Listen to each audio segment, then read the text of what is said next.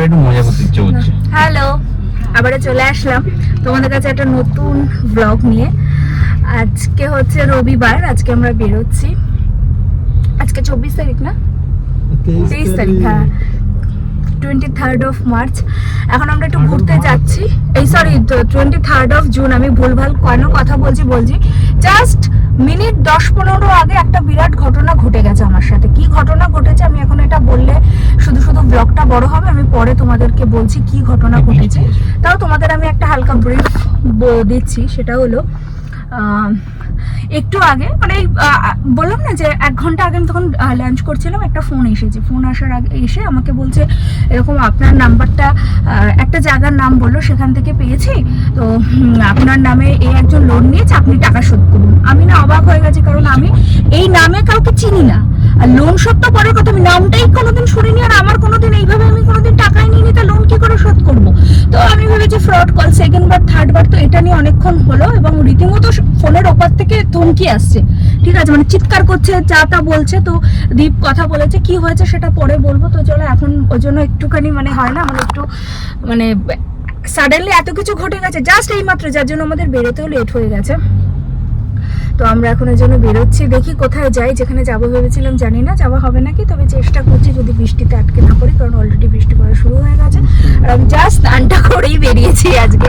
তো মা আর আমি অলমোস্ট ম্যাচিং করেছি, মাও ব্ল্যাক আমিও ব্ল্যাক। তো এই আর কি বেরোলাম। তো চলো দেখা যাক কোথায় যাই, কি করি, সবটা তোমাদের সাথে শেয়ার করবো। তারপরে তোমাদেরকে জানাবো যে এটা একবার না, ইনি আমার সাথে 3বার ঘটলো, এবং 3বারে ডিফারেন্ট ঘটনা আমি তোমাদের সাথে সেটা বলবো। ইভেন আমি এটা নিয়ে একটা পোস্টও করেছিলাম। তো কিরকম ফ্রড হচ্ছে আজকাল, তো মানে কয়েক সেকেন্ডে মানুষের অ্যাকাউন্ট থেকে টাকা জাস্ট সরে যেতে পারে, সেটা আমি হচ্ছে মানে আমার সাথে এটা ঘটেছিল।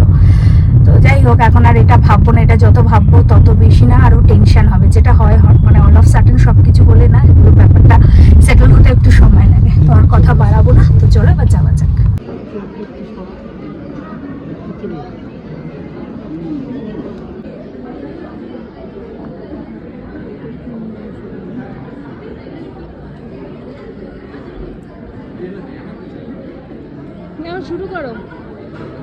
শুরু করো।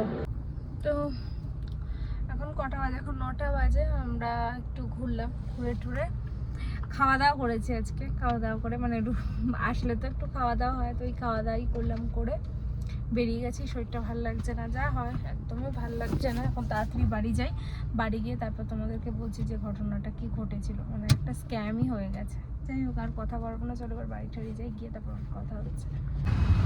এখন বাজে রাত্রি 10টা 20।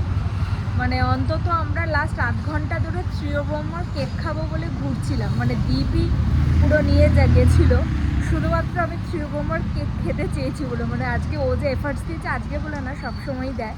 তো অন্তত 8 ঘন্টা ধরে ঘুরছিলাম, ঘুরে ফাইনালি একটা দোকান এই শপটা খোলা পেলাম। এখান থেকে কেক নেবো, বাড়িতে আইসক্রিম আছে, ইচ্ছা আছে ব্রাউনি উইথ আইসক্রিম বা যে কোনো একটা কেক নিয়ে তারপর বাড়িতে যাবো। শুধু একটা ডিম নিলে হবে? ডিম আর চিকেন ঠিক আছে, চিকেন তো নিতে হবে, যাবে চিকেন খাবো।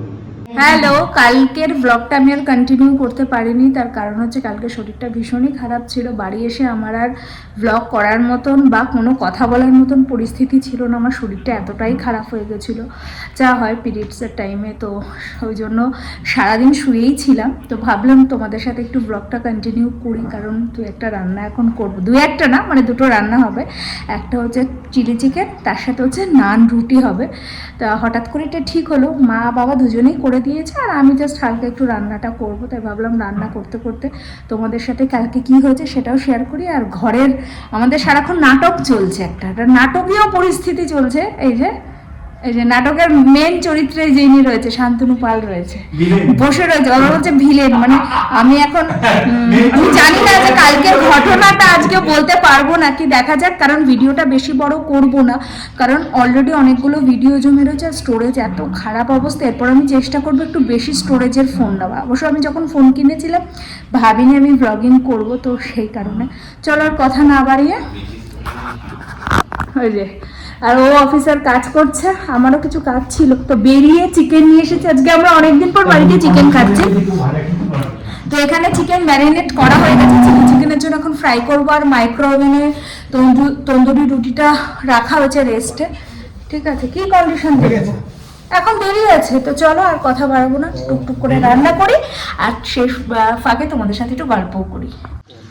এখানে চিকেনটা হচ্ছে আগে থেকে ম্যারিনেট করে রেখেছি আর এখানে তো চিকেনটা ফ্রাই হচ্ছে আর এখানে সব রসুন পেস্ট করা, এখানে হচ্ছে পেঁয়াজ কাটা রয়েছে, ওখানে ক্যাপসিকাম কাটা রয়েছে, সব একটু এলোমেলো করা আছে, রান্না হচ্ছে তাই। তো আগে বলেছিলাম না তোমাদেরকে বলবো কি হয়েছে, এখানে নাটকই শেষ হচ্ছে না, আমাদের বাড়িতে নাটক আর শেষ হবে না। এই যে মানে একা খাচ্ছে না, সবাইকে দিচ্ছে আর দীপনকে হচ্ছে বলছে বারবার যে দীপন তুমি খাবে তো, দীপন তুমি খাবে তো, তবে দীপ বলেছে বউ যেটা বলবো আমি সেটাই করো, তাই তো? গরম তোকে দিয়েছে খেতে পারবি না, ওই সময় গরম লাগে। কি মা কেমন হয়েছে ভাজাটা, কেমন লাগছে রে? বড় পিসটা নিয়েছে, বড় পিস নাকি? আমি খুঁজলাম ওখানে, দেখলাম সবগুলো একটু। আমি জানি না তোমাদের কাছে ঘটনাটা বলতে পারবো নাকি, এত এইসব চলতে চাই। মাঝে মাঝে এই জিনিসগুলো তোমাদের সাথে একটু শেয়ার করি, দেখাই যে কি চলে সারাক্ষণ। চলবে এটা মোটামুটি, এখন বাজে হচ্ছে 11:45, ধরো খেতে খেতে এখনো ঘন্টাখানিক মতন লাগবে, ঘন্টাখানিক না হলে 40 লাগুক, কোনো সমস্যা নেই। এসে এখন একটু কফি রাখবো, সন্ধ্যা হয়েছে সবার, এদের সবার, দীপের না, এই যে বললাম না হিরো মনে হচ্ছে। তাহলে চলো এদিকে চিলি চিকেনটা রান্নাও করি আর তার সাথে তোমাদের সাথে শেয়ার করি আমার সাথে কি ভয়ঙ্কর এবং কি বাজে রকমের অভিজ্ঞতাটা হয়েছিল। হঠাৎ করে আমার নাম্বারে ফোন আসে একটা আননোন নাম্বার থেকে। একজন আমাকে ফোনের ওপার থেকে একজন আমাকে বলছেন আপনি নবজোৎ সিং নামে কাউকে চেনেন? আমি বললাম না, আমি তো চিনি না। তখন সে বলছেন যে আচ্ছা ঠিক আছে বলে ফোনটা আমি কেটে দিই। সেকেন্ডবার আবার ফোন আসে এবং একই লোক ফোন করেন এবং সেম নাম্বার থেকে। তো তারপর উনি আবার আমাকে বলছেন আপনি কি নবজোৎ সিং নামে কাউকে চেনেন? আমি বললাম না চিনি না, হিন্দিতেই কথাটা হয়েছে পুরো কথাটা। তারপর আমাকে আবার থার্ডবার আমাকে উনি ফোন করেন এবং আমি না বারবার নাম্বারটা চেক করিনি, কারণ ভেবেছি তখন আমি লাঞ্চ করছিলাম। তো তার 1-1.5 ঘন্টা পর আবার ফোন আসার পর উনি বলছেন আপনি নবজোৎ সিংকে দিন, ডাইরেক্ট ফোন করে আমাকে বলছে এবং আমার নাম ঠিক বলছে, আমার ফোন নাম্বারটাও ঠিক বলছে। তা আমি বললাম দেখুন আমি এই নামে কাউকে চিনি না। বললো উনি অনেক জায়গা থেকে এরকম ক্রেডিট কার্ডে লোন নিয়েছে কিন্তু লোন শোধ করছে না, আপনার নাম্বারটা দেওয়া আছে তাই আপনাকে ফোন করছি, মানে রেফারেন্স নাম্বারে। তা আমি বললাম রেফারেন্স নাম্বারে আমার কাছে আছে তো আমি কি করে জানবো? আমি ওনাকে অনেকক্ষণ কথা বললাম যে দেখুন আমার নাম্বারটা কেউ যদি রেফারেন্স নাম্বারে দিয়ে দেন সেটা তো আমার দায় নয়। তো উনি কিছুতেই কিছু শুনছেন না, তারপরে আমি ফোনটা কেটে দিই এবং 3rd বা 4th বার আমার এই মুহূর্তে মনে পড়ছে না আমাকে ফোন উনি করেন। তখন উনি আমাকে বলছেন, খুবই রুডভাবে বলছেন আপনি 1 লাখ টাকা এক্ষুনি সাবমিট মানে জমা দিন 1 লাখ টাকা, আর আপনি নবজোৎ সিংকে ফোন করে বলুন আপনার নাম্বারটা ওখান থেকে হাটিয়ে দিতে। আমি বললাম যাকে আমি চিনি না জানি না আমি তাকে কি করে ফোন করব বা তার সাথে কি করে যোগাযোগ করব? আর আপনাকে আমি চিনি না, আমি আপনাকে 1 লাখ টাকা দেবো কেন? সেই প্রশ্নটাই আসছে কেন? তারপর উনি আমাকে বললেন ঠিক আছে আপনাকে আমি নবজোৎ সিংয়ের নাম্বার দিচ্ছি, আপনি ওনাকে ফোন করে বলুন আপনার নাম্বারটাকে ডিলিট করে দিতে। আমি তখন তাকে বললাম আমি যাকে চিনি না জানি না আমি তাকে কেন ফোন করব বা কেনই বা বলবো যে আপনি আমার নাম্বার ডিলিট করুন? এই নিয়ে পরপর মানে আমি তো এই ভিডিওটা 2 দিন পর তোমাদের সাথে শেয়ার করছি, তো এই নিয়ে দুদিন আমার সাথে মানে 2 দিন কল হয়েছে এবং প্রায় 7-8 বার। তারপর আমরা বাধ্য হয়ে ভেবেছিলাম এটা নিয়ে আমরা একটা মানে পুলিশের কাছে যাব, কিন্তু তারপরে দীপন যখন মানে আমার হাজব্যান্ড আর কি দীপন যখন অনেকবার তাদেরকে বলেছেন, বিভিন্নভাবে ক্রস করেছেন, তারা না বারবার ফোনটা কেটে দিচ্ছেন এবং ফোনটা করছেন এবং পুরোটাই কিন্তু ফ্রড কল, মানে ওরা এমনভাবেই কথা বলছে বোঝার উপায় নেই। কিন্তু তাদেরকে অনেক রকম প্রশ্ন করার পর যখন তারা উত্তরটা দিতে পারছেন না তারা নিজেরাই ফোনটা কেটে দিয়েছে। তো তাই তারপর থেকে আর ফোনটা আসেনি। তো এই ধরনের মানে এমনভাবে ফোন করে কথাগুলো বলছেন না মানে এতটাই ভয় লেগে যায় ফোনগুলো শুনলে। তাই ভাবলাম আমার সাথে এই বাজে অভিজ্ঞতাটা তোমাদেরকেও শেয়ার করি যাতে তোমরাও সাবধানে থাকতে পারো। আচ্ছা আমাদের রুটি রেডি আর তার সাথে চিলি চিকেন। কেমন লাগছে খেয়ে? বাবা শুরু করে দিয়েছে, অনেকটা রাত হয়ে গেছে। কেমন লাগছে? আরে আস্তে আস্তে খা, এবার খাবে। বাবা অলরেডি আগে টেস্ট করেছে চিলি চিকেনটা, মানে সবাই দিচ্ছে না মানে। সব বাবা। বাবা অলরেডি টেস্ট করেছে চিলি চিকেনটা, মানে সবাই দিচ্ছে না মানে। সুন্দর তো এবার দীপ আজকে এটা ট্রাই করবে। দীপ চিলি চিকেন তো খেয়েছে, বাট এইটা আমি কি এটা ঢেলে নেবো এখানে? হ্যাঁ ঢেলে নিতে না, পারিস। না। আমি তো বাটিতে দিয়েছি, আমার এমনি ভালো লাগে তোমার বলে। মতন করে নাও বাটিতে মা দিও। রুটি ফুটি করলো সব,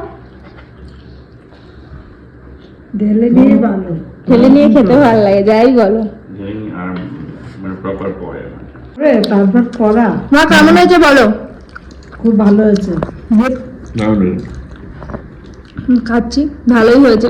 নিজের রান্নার কি বলবো সবসময়। বাবা তার টাইম দিচ্ছে না, মানে বাবা তো শেষ, বাবা শেষ করে দিচ্ছে, টাইম দিচ্ছে না।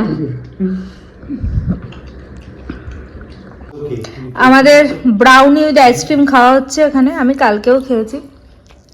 এই যে বাবা মারা এখন আইসক্রিম খাচ্ছে, সব চিলি চিকেন আর রুটি খাওয়ার পরে। দীপও খাচ্ছে আর আমি খাচ্ছি ব্রাউনি উইথ আইসক্রিম। মানে ব্রাউনি উইথ আইসক্রিমের কম্বিনেশনটা আমার এত ভালো লাগে, সবসময় ভালো লাগে। তাই হোক, বাজি বাজি এদিকে খাচ্ছি আর মাকে একটু টেস্ট করলাম। মা কেমন লেগেছে? খুব ভালো লেগেছে। আমাদের রুটি খাওয়ার মানে চিলি চিকেন আর তন্দুরি রুটি, তারপরে আইসক্রিম, মানে ডেজার্টে আমরা আইসক্রিম খাচ্ছি, আমি তার সাথে ব্রাউনি খাচ্ছি। এদিকে এরা কেউ খাবে না বলেছে, তো আমার ভালোই হয়েছে আমার। তো চলো আজকে এতটুকুই রাখছি। তোমরা সবাই খুব ভালো থেকো, সুস্থ থেকো। তোমাদের ব্লগটা কেমন লাগলো জানিও, তাহলে আরও ভালো লাগবে নেক্সট টাইম ব্লগ করার জন্য। Good night.